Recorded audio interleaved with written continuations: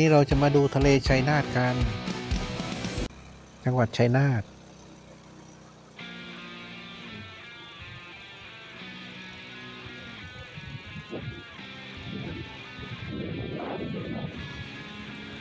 ดูเทือกเขาสวยงามเทือกเขาสวยงามแล้วก็ยาวๆด้วยเนี่ยยาวมาก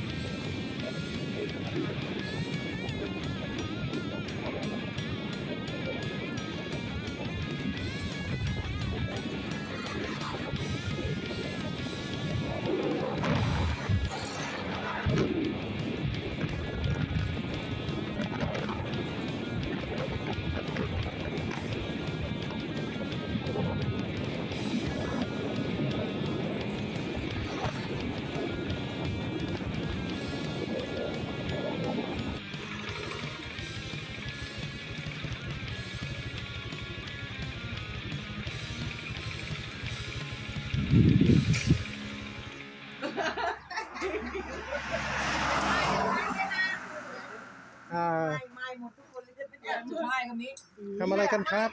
กินอะไรกันครับข้าวค่ะไปถากหญ้าไม้อ๋อพักเที่ยงเหรอครับเที่ยงค่ะอ๋อเขาจะถ่ายรูปมีปิ่นโตด้วยดูน่าอร่อยจังมันมีแต่ไม่มีหนุ่มสาวเลยนะเนี่ยผมไม่มี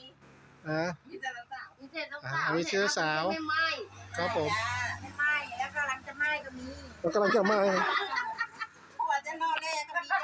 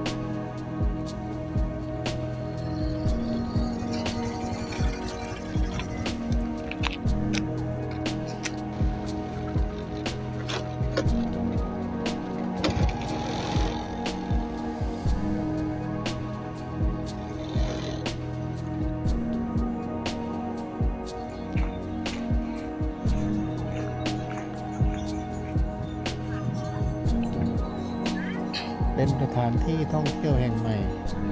อ่างเก็บน้ำห้วยหนองโรงทะเลชัยนาท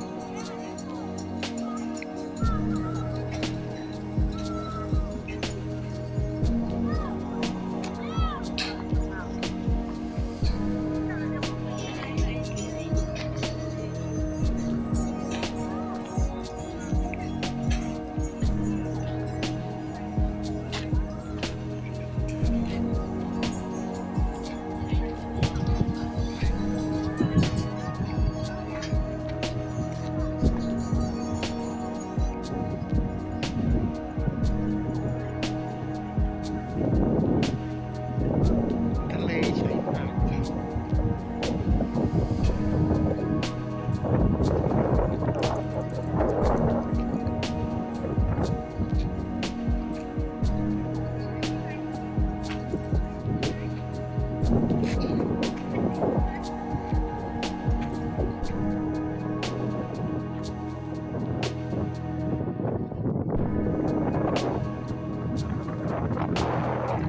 ทะเล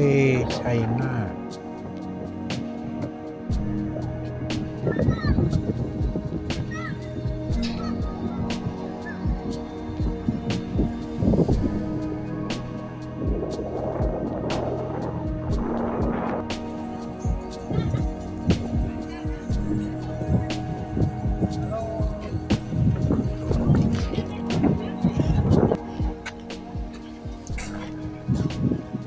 มีของขายเรียบร้อย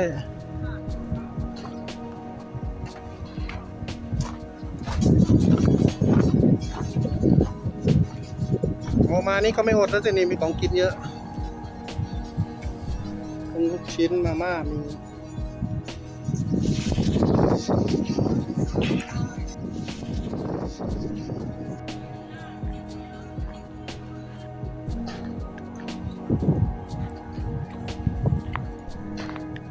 เสื้อผ้าก็มีขายด้วย